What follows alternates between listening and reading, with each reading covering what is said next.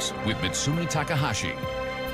Good evening. Quebec's government is now in place. Premier Christine Fréchette unveiled her new cabinet this afternoon. As expected, there are a few new faces, but Angela, most of the senior positions have stayed the same. That's right, Mitsumi, though some are losing cabinet seats. They include Geneviève Guilbeault and Jonathan Julien. Gilles Bélanger, one of the first to support Fréchette in her leadership race, is also out. Fréchette has settled on 29 ministers. There are 17 men and 12 women. And she's promising to breathe new life into the CAQ with this new cabinet in the lead up to the election this fall. She spoke about the economy, cost of living, and aging infrastructure as being among her top priorities. Here's some of the senior positions. Yann Lafrenière is now the Deputy Premier. He also remains Public Security Minister, now called Internal Security, and he keeps his responsibility for First Nations and Inuit relations. Bernard Drinville, who ran against Fréchette in the leadership race, is now Super Minister responsible for economy, innovation and energy. Éric Girard remains Finance Minister and gains infrastructure. Simon Jolin Barrette stays in Justice but loses Canadian relations. He's instead adding constitutional affairs to his portfolio. Now, a number of other ministers have held on to their positions, and there are also 5 new faces in Fréchette's cabinet. As well, a few familiar faces are back. François Bonnardel is reinstated. He'll serve as Immigration Minister and Government House Leader, and Lionel Carman returns as Minister for Social Services and the fight against homelessness. Bonnardel is now responsible for keeping Fréchette's promise to reopen the Quebec Experience program for 2 years in order to grandfather in those immigrants who were in Quebec when the program was closed. So in the next days, next week, I will be, I hope, ready to announce that how we will reopen the Programme Expérience Québécoise for those immigrants. And we have a full list of Fréchette's cabinet on our CTV Montreal website. Mitsumi? Thanks very much, Angela. And David Hurtel joins us now. So, David, hello. Hello, Mitsumi. So, David, Christine Fréchette, she wanted to show that under her new leadership, the CAQ has changed. So, looking at her cabinet, do you think people will buy that? No, absolutely not. The core positions are the same. You look at finance, treasury board, healthcare, education. I could go on and on and on. Same people are there. So nothing about really renewal or change in this cabinet. She said also during her leadership campaign that she wanted a smaller cabinet. François Legault's cabinet was 29. This one is 31. So I guess the campaign, and especially Bernard Drinville's strong showing, changed the agenda for this cabinet. What do you figure, though? Do you think that this was necessary just to keep this group together? You know, was it more about internal party politics than what we see? I think it was a lot about internal politics. I mean, to put Bernard Drinville at economy and energy, the man has absolutely no experience in either, both in this CAQ government or when he was a PQ minister. And there are a lot of Drinville supporters that either kept their jobs or have been added. And I think it was to prevent people leaving or not running again. We saw over the past few days a lot of senior staffers deciding not to stay on. They had supported Bernard Drinville. So I think a lot of all this had to do with keeping Bernard Drinville and the party united going into the campaign. Well, one of Drinville's strongest supporters was, and most public, best-known supporters, was Simon Jolin Barrette. So he stays in Justice. Do you think that he will be bringing his constitutional bill in, Bill 1? I think he'll bring it, but I don't think he'll be able to pass it. The fact that he lost the House Leader job is huge to François Bonnardel because that job controls the image of the government during question period, but more importantly, the legislative agenda, which bills go to committee when. And so that's going to have a lot to do with trying to get the Constitution passed. And for Christine Fréchette, in her speech this afternoon, after naming her cabinet, she didn't mention the Constitution. It doesn't seem as one of her priorities. And at the end of the day, David, they've only got 5 weeks, right? Which also explains why so many of the senior people are there. I mean, Éric Girard has to get his budget through. She can't really afford to bring new people into key positions. Well, she could have made certain big moves, but I don't think she had the deep enough bench to do it. Not enough known people, and that's because for the past 7 years, François Legault has not elevated a lot of people from the caucus. So I think this operation was more about showing that she can keep the party together, and that's going to be the key, especially, as you said, to try to get the budget through. And funny thing, very quickly, Bernard Drinville is going to have to defend during the budget bill process. He will have to defend Christine Frechette's record as economy and energy minister. Okay, thank you very much for this, David. Take care, Mitsumi. So Christine Frechette, the new premier and the leader of the CAQ, has given the party a bounce in the polls, comes at the expense of the Liberals. Meanwhile, the PQ could form a majority government, but there's a condition. Here's Matt Gilmore. It's exactly the kind of impact Christine Frechette and the CAQ would have been hoping for. Even though she's from within the government, she's been there for many years, she has been able throughout this leadership campaign to present herself as a change within the party. According to Leger, Frechette's CAQ is up 4 points to 17% in voting intention since she became premier, with the rise coming mostly at the expense of the Liberals, who are down 5 points to 28%. The reason there's a transfer between the Liberals and the CAQ is that they're both vying for this electorate that is more concerned about economic uncertainty, pocketbook issues, but don't want a referendum. Sébastien Dallaire says it's too early to know if this is the beginning of a trend or a temporary bounce for a fresh face. But he says a stronger CAQ is good news for the Parti Québécois. Stealing some of the Francophone vote away from the Liberals is a good thing for the electoral map itself as well, because the CAQ remains fairly weak, even though Christine Frechette makes them rise. But according to the poll, none of this would be an issue for the PQ if the sovereignty issue was taken off the table. When asked who they'd vote for if Paul Saint-Pierre Plamondon abandoned his promise to hold a referendum in the next 4 years, the results changed dramatically. In this hypothetical situation, the PQ surges to 39% in voting intention, firmly in majority territory. But for the PQ leader, it's a non-starter.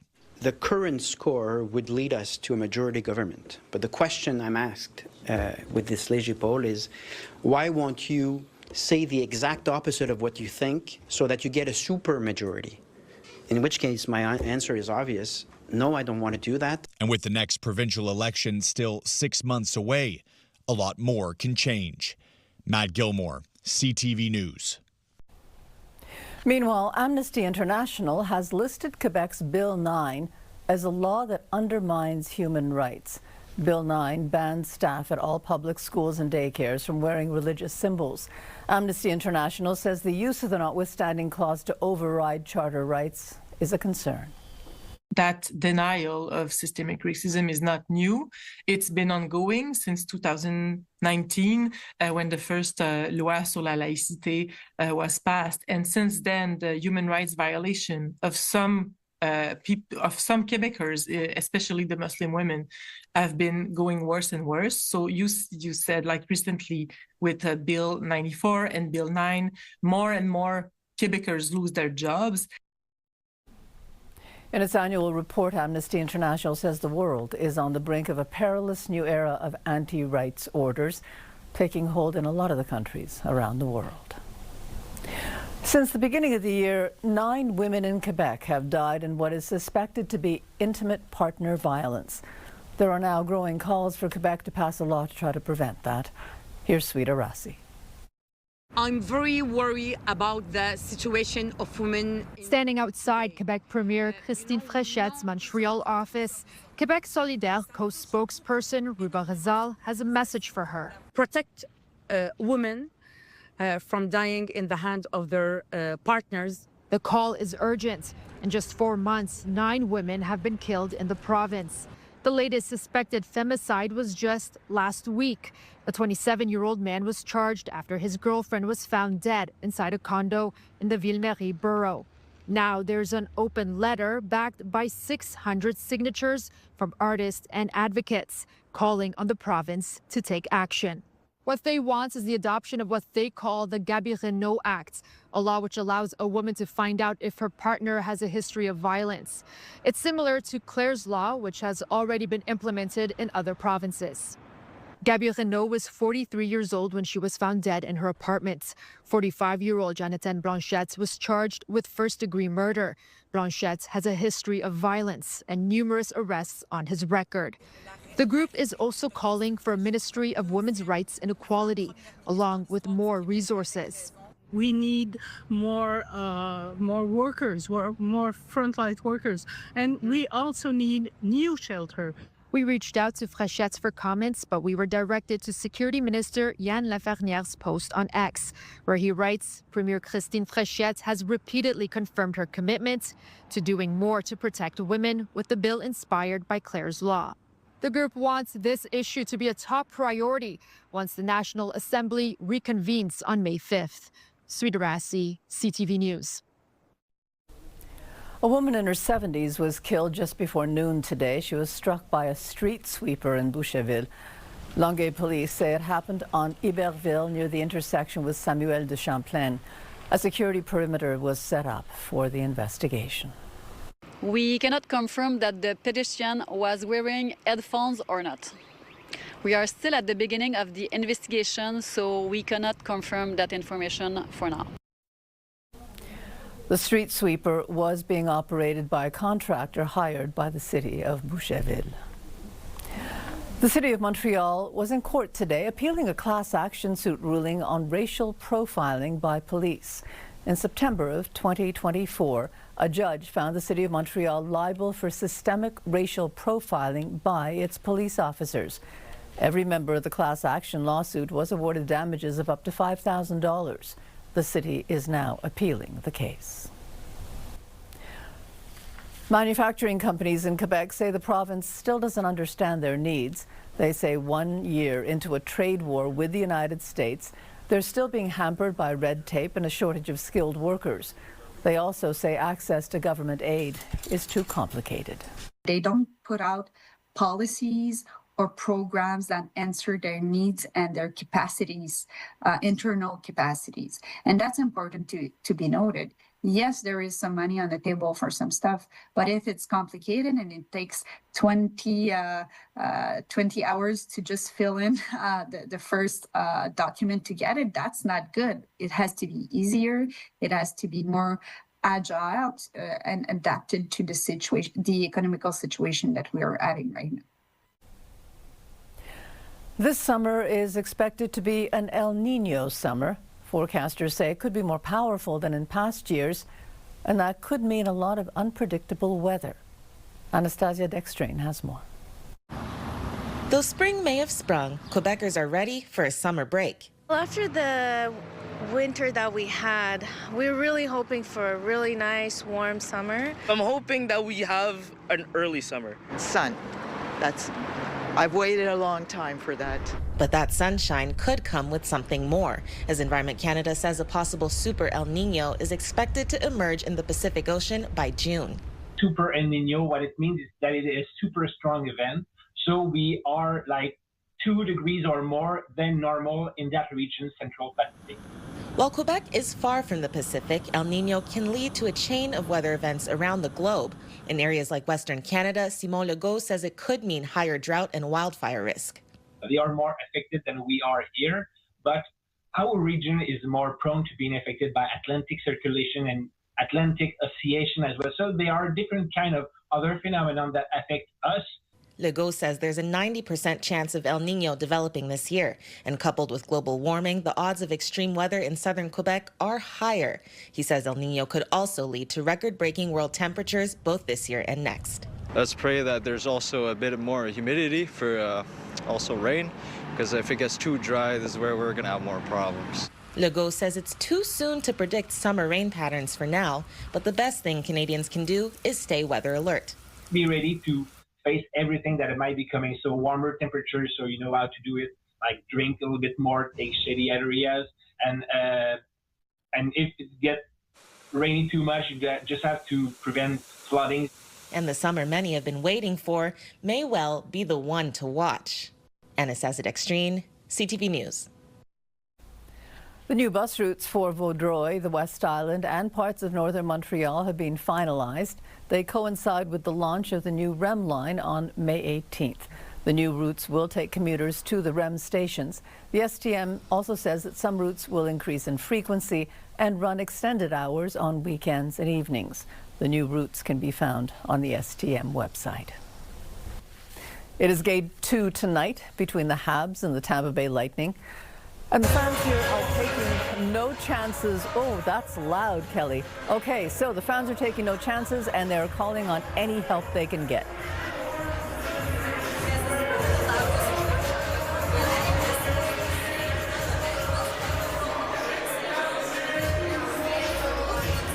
Okay, you know what, Kelly? Unfortunately, we know where you are. You are in a church in Saint-Jean-sur-Richelieu.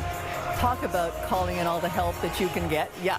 So it looks like it's going to be a wild night. And maybe the next time we try to talk to you, we'll be able to hear you because it's awful. I've never heard a church that loud. Okay. But thank you very much. And that's Kelly Gregg in Saint-Jean-sur-Richelieu. And coming up, they say the attack was planned.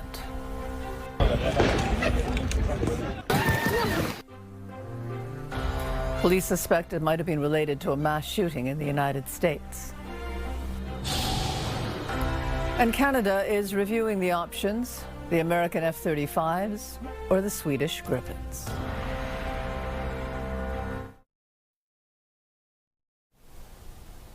So we're going to try again now to go back to that church in Saint-Jean-sur-Richelieu. Okay, so we also called on divine intervention. We now have audio. Okay, so. Excellent. I love when that Excellent. works. Okay, so I guess the candles behind you are in red, white, and blue. That is right, Mitsumi. This church has thought it. of everything. So we have the red, white, and blue candles. Of course, the colors of the Montreal Canadiens. This is the Saint-Jean-l'Evangeliste Church in Saint-Jean-sur-Richelieu, where it is already a party. So we're going to go from the candles to the big screen because this is where people are already filing in to watch Game 2, hoping for another miracle on the road. There's about room for 600 in here. On Sunday night, when Game 1 happened, there was about 400 people in here. And keep in mind, this is still a consecrated church. So on Sunday, there was Mass, there was a baptism, and then there was a hockey game. So a very busy day. I spoke to the host of the event a little earlier on, and he told me about bringing religion and Quebec's de facto religion together. La Sainte Flanelle is the name in French, so it's the sacred flannel. So you already have like a religious element and a popular culture element, if you like. So when you add that up, it's still about coming together, having beliefs, heroes and villains and people who change, like switch teams and all. So it's a great story. And you have costumes, you have rites, and in a sense, you have rituals. So everything lives really well together. Well, the 400 fans here on Sunday got quite a treat. The Habs stole Game 1 on the road, thanks in large part to a hat trick by Juraj Slafkovsky. Now, Caden Gooley said post-game, the playoff feeling is addictive, adding, quote, "We're excited to accept this challenge." Now, the Tampa Bay Lightning are an older, more experienced team, but some say the Game 1 victory means the Canadiens are already in their head. Your goal when you're on the road in the first round of any playoff series is to at least come out of it 1-1. And for the Canadiens to not only have a game in hand right now, but to get that in the first matchup is huge because that's such a feeling out period. You know, teams are seeing what they're going to put together. What does this style of playoff hockey look like? And so for the Montreal Canadiens to be able to answer the bell against Tampa, I think is huge. And for them to be in their heads, I think that's a great way to put it. Tonight, I expect for Game 2 for Tampa to play desperate hockey. If they go down 0-2 and now have to come in to the Bell Center for the following 2 games, the Canadiens' momentum will continue to take them there. Mitsumi, I have to say, I've covered a lot of hockey games and I've been to church quite a bit. I've never quite had the two come together in this way. It is loud. They had the organ going a little earlier, playing the national anthem. Feels like we're at the Bell Center just a little bit. and the party will be going all night here. I'll be on The Late Show with full highlights and more from the cathedral in Saint-Jean-sur-Richelieu. And Kelly, leave it to you to find the Church of the Sacred Flannel. Only you. Okay. Amen. Thank you very much, Kelly. And that's Kelly Gregg in Saint-Jean-sur-Richelieu. A Canadian military supplier met with officials from Lockheed Martin today at Mirabel. At issue, the F-35 fighter jets. Geneviève Beauchemin has more. With signatures and a handshake, Lockheed Martin penned a plan. The aerospace giant's executives landed in Mirabel with a memorandum of understanding on the maintenance of F-35 fighter jets. This say executives to maintain, even create jobs. This partnership that we're here to celebrate today just continues an extension of this trust and the relationship that we've already established and really builds upon that foundation that we have with Canada. This Mirabel facility has maintained Canada's armed forces fleet of now aging CF-18s for decades. It has now set its sights on the F-35s. Ottawa initially planned to purchase 88 of those Lockheed Martin jets and has bought 16. But as U.S.-Canada tensions flared up, it announced a review. The government is now weighing whether to run a dual fleet and replace a number of F-35s with Swedish-made Gripens. The original contract certainly is what we hope. To be able to support up to 88 F-35s. None of the executives would link the maintenance plan to a minimum number of purchased F-35s. L3Harris MAS wants federal money to upgrade. This in a bid to transition to a maintenance depot for F-35s from other countries too. The International Association of Machinists and Aerospace Workers said today's announcement is reassuring and that it's hopeful its workers will do maintenance on whatever aircraft Canada picks. But on their short visit to Mirabel, Lockheed Martin executives also packed a message about the benefits of a full fleet of F-35s. We are very excited, though, about the full 88 airplane buy of Canada, knowing that having a single fleet, what that does with the interoperability with NATO, what it does to ensure one training program, one infrastructure program. Ottawa hasn't said yet when it will unveil its final decision on the contract. Geneviève Beauchemin, CTV News, Mirabel, Quebec. And Prime Minister Mark Carney has a new team to prepare for the trade talks with the United States. The new advisory council includes former Quebec Premier Jean Charest, former Conservative leader Erin O'Toole, and former Liberal Cabinet Minister Ralph Goodale.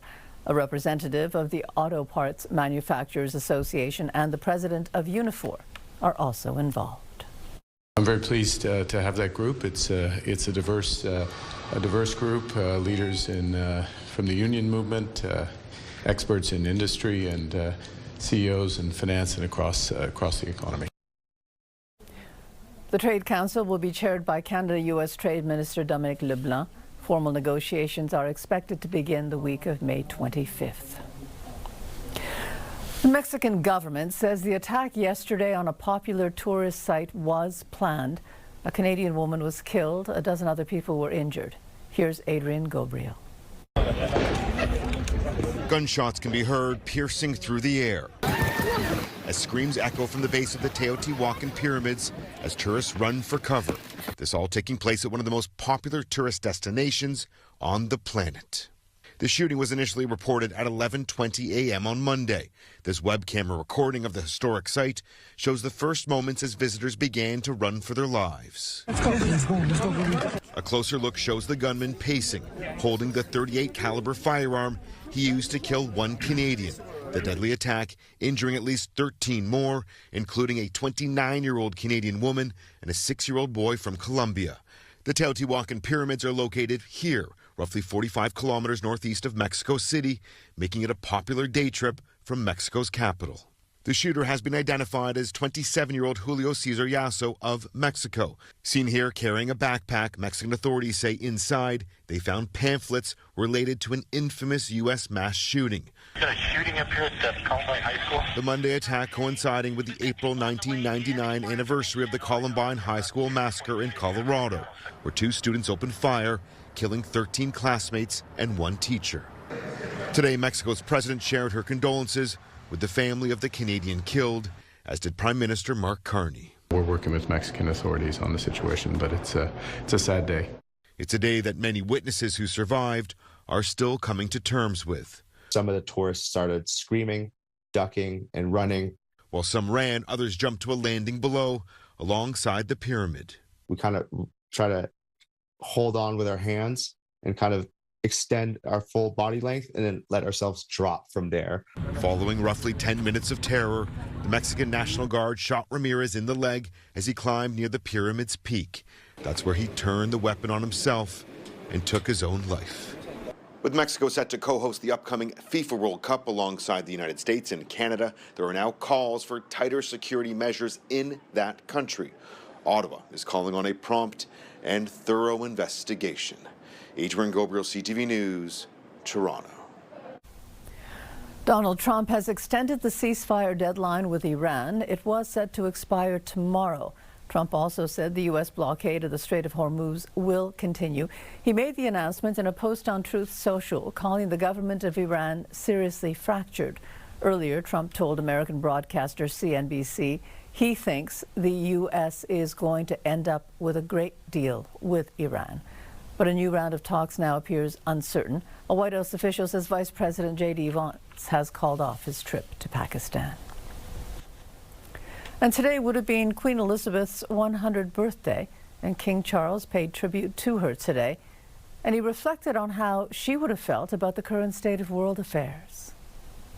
Much about the times we now live in, I suspect, may have troubled her deeply. But I take heart from her belief that goodness will always prevail. Earlier today, the royal family and the British Prime Minister viewed the final designs for a memorial for Queen Elizabeth. It will be built in London's St. James Park. Queen Elizabeth died in 2022 at the age of 96. And coming up, it is called the pink drink. It tells us where the tumor is, and more importantly, it tells us where tumor isn't. And it is a new front in cancer surgery. And 500,000 sandbags trying to protect a First Nation from the rising waters.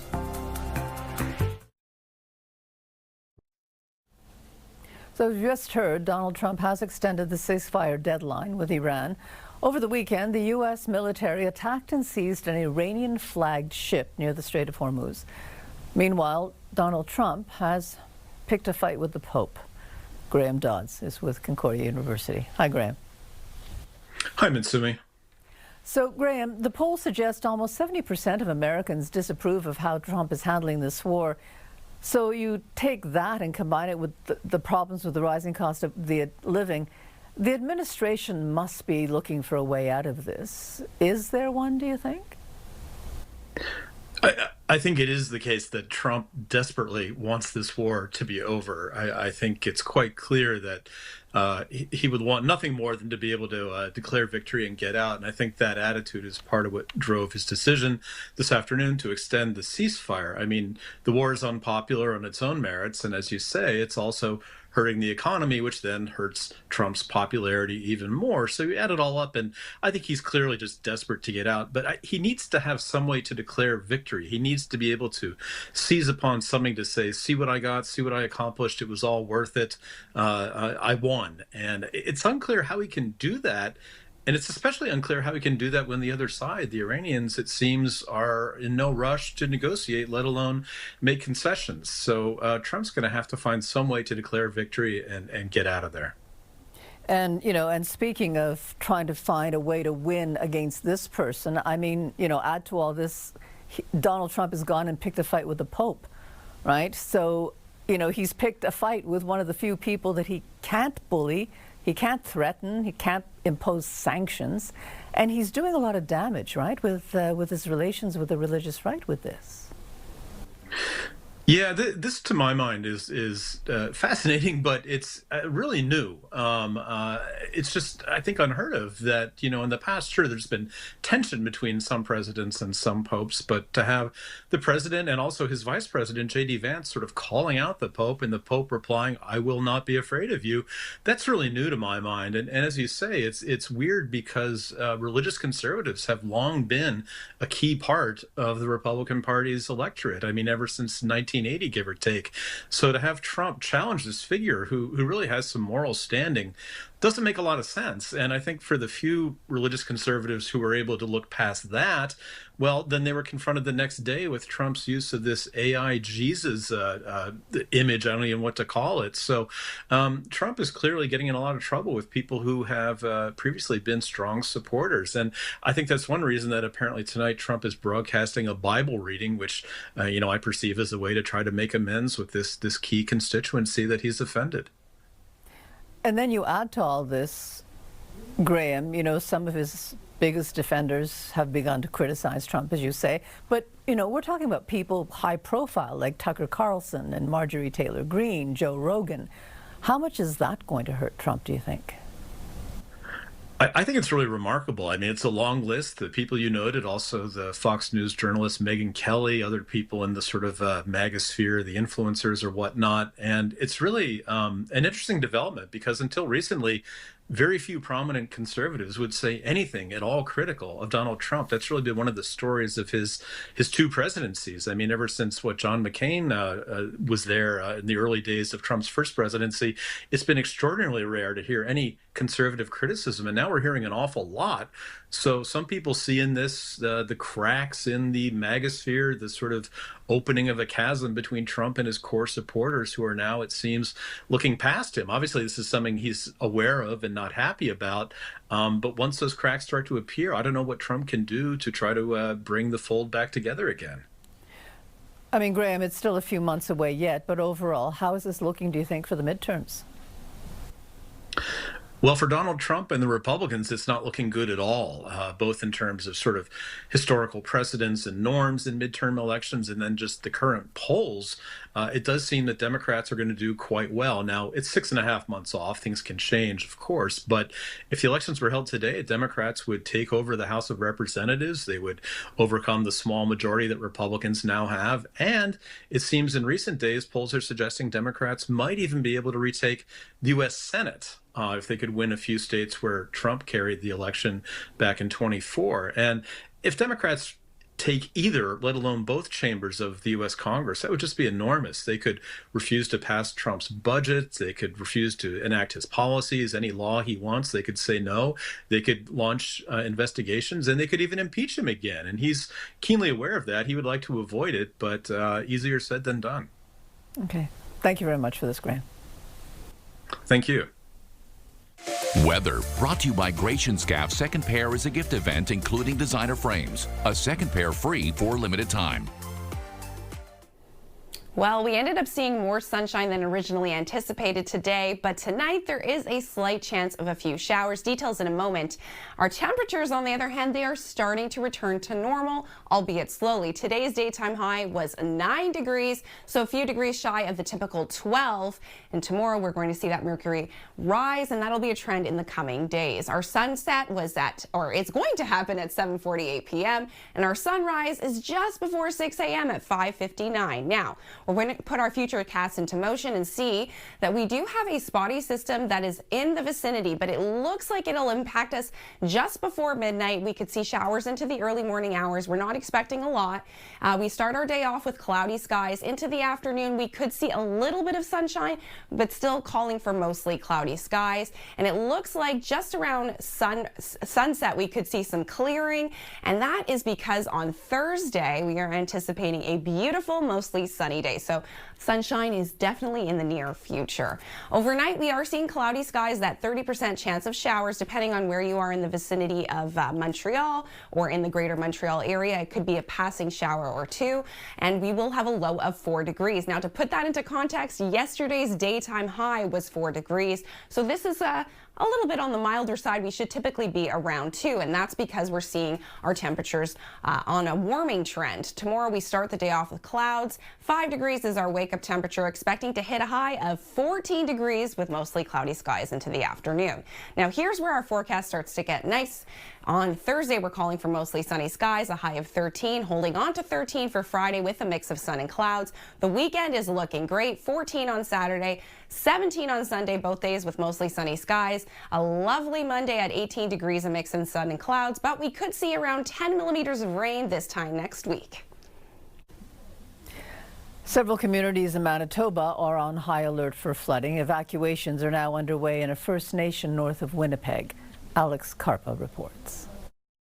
Yeah, so this is my house. Thousands of sandbags protect Angela Flett's home in Peguis First Nation, a community that is preparing for an incoming flood. It took the crews here 3 days to prepare. According to the province, over 500,000 sandbags and over 11,000 super sandbags have been sent to the community and placed around the some 225 homes in need of protection.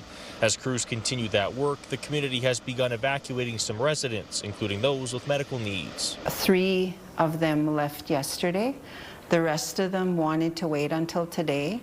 And now today, only 3 of that remaining group want to leave. So the rest of them are going to be just staying back in the community. Officials are keeping a close eye on the rapidly changing situation and will evaluate if the remaining residents with medical needs will have to evacuate in the next day or so. Currently, it's just a day-by-day waiting game. At this time, there are no current plans to evacuate more people, but leaders are preparing for that possibility. Flett says she is holding out hope she doesn't have to leave. I'm probably not going to evacuate. I got to stay and watch my house because I said, who else is going to do it? That determination is shared by Fred Sinclair, whose home is now surrounded by a mud dike. I wouldn't go anyway, so not from the experiences I had last time. Went out, my niece helped me, we shopped, bought enough groceries, everything I need. Officials say there are contingency plans in place if more than 5,000 people here in Peguis have to evacuate, but for now, the community is staying put. Alex Karpa, CTV News, Peguis First Nation, Manitoba. The RCMP has conducted a major drug bust. It involved shipments of cannabis through Canada Post. Officers raided 2 homes in Ottawa in March, seized almost 500 kilograms of cannabis, drugs, and cash. The investigation began when Canada Post found a large shipment destined for the Northwest Territories. 3 people have been arrested. And the RCMP and BC have released video of a crash involving a tractor-trailer truck. The truck hit a tow truck and a car on the side of the road.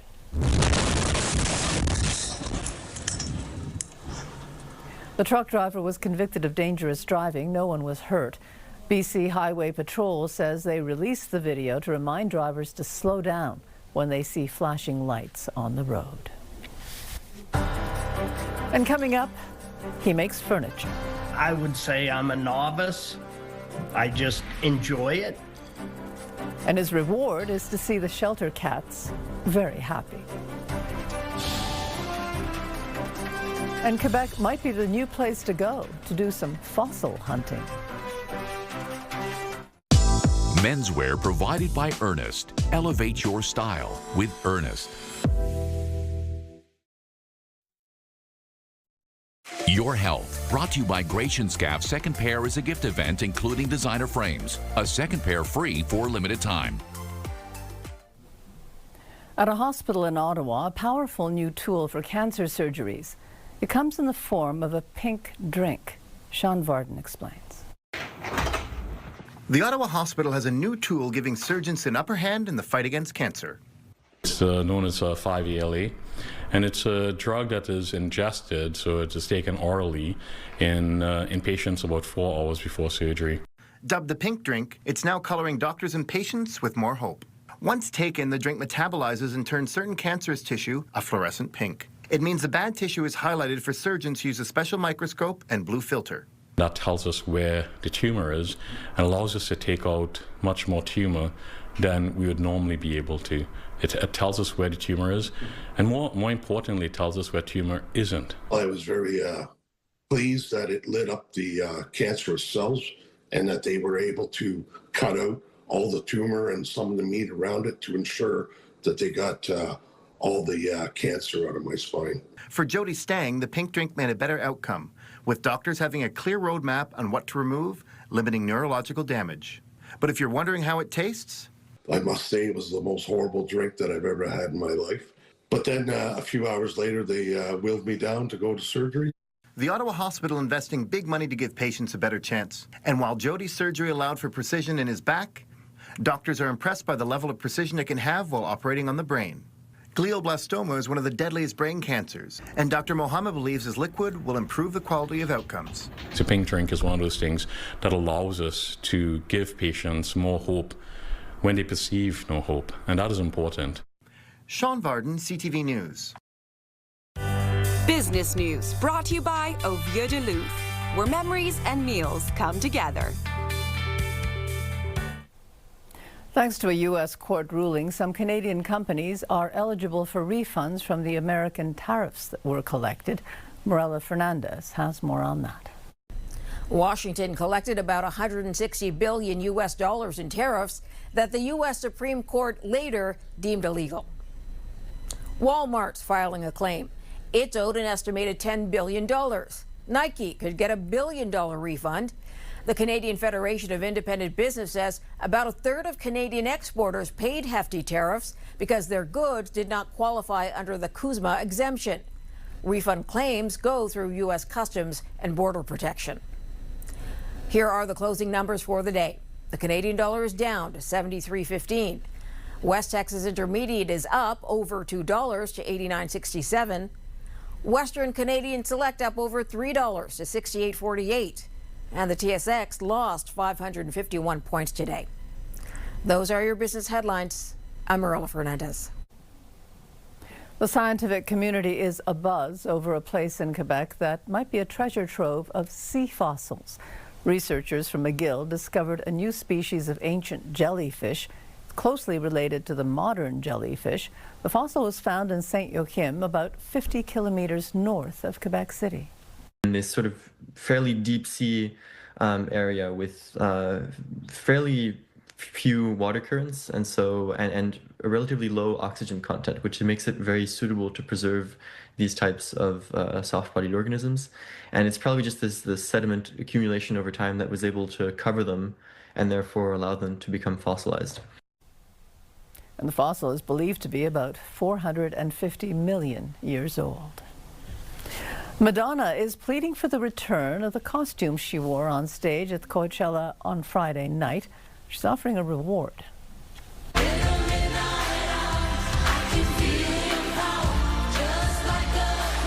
was performing at the music festival in California when she was robbed. Several of the singer's vintage costume pieces are missing. The purple jacket, corset, and dress are from her personal collection. Madonna says they aren't just clothes, they're part of her history. And puck drop for Game 2 of the Habs Lightning series is in just a few minutes. And Caroline, the fans are ready.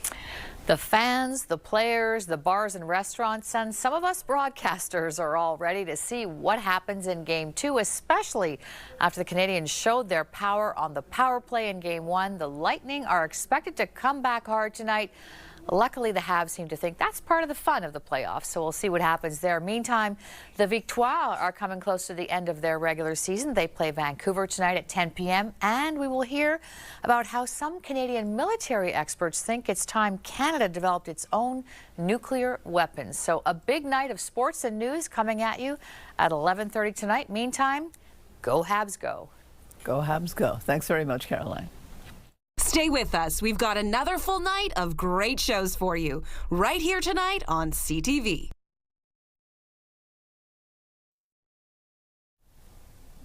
A man in Utah is making furniture for rescue cats. Here's Danny New.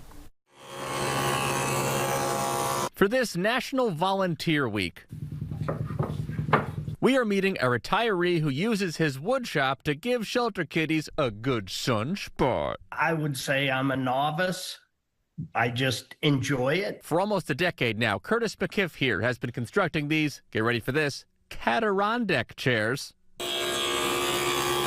which he then donates to Best Friends Animal Sanctuary in Kanab, Utah. I'd made the Adirondack chairs, and the scrap pieces were about half-sized. The idea came about in 2017 when Curtis made a couple for his cats at home with leftover lumber. His wife then suggested he make some for Best Friends, where they both volunteered. She had a favorite cat in each room that she would like to see be able to lounge in the sun without doing it on the cold concrete. I said, all right, I'll try. 9 years later, Curtis estimates he has made 80 Adirondack chairs for the sanctuary, which usually has between 300 and 400 cats. In fact, Curtis has even expanded in the past few years to also making these cat day beds, which some cats feel should be a two-kitty piece of furniture. Even these that I've refurbished, it does my heart good to see the scratch marks. And when Curtis visits the sanctuary and sees how popular his chairs are, makes me feel good. Makes it feel like it's worthwhile. Danny New, ABC News, New York. And it's going to be warmer tomorrow, Lauren. Yes, I like that we're focusing on the positive because there is a slight chance of some showers, but we will focus on tomorrow. However, I have to address the fact that we do have that 30% chance of showers tonight. Once again, it depends on where you are in the greater Montreal area, and it is looking like a passing shower. We're not expecting a significant rainfall total, and we are seeing a low of 4 degrees, so that's actually on the milder side. We typically be around 2, and that temperature is the same as our high from yesterday, so we're actually seeing our mercury starting to rise. 5 degrees will be our wake-up temperature with cloudy skies. We could see mostly cloudy skies in the afternoon, so a peak of sunshine or 2 and a daytime high of 14 degrees, which proves that our mercury is rising, especially as we head closer to the weekend. More sunshine in the forecast, and look at Sundays. It's looking picture perfect, and we're calling for a daytime high there of 17 degrees. And that's it for us. Have a good evening. Stay well. Good night.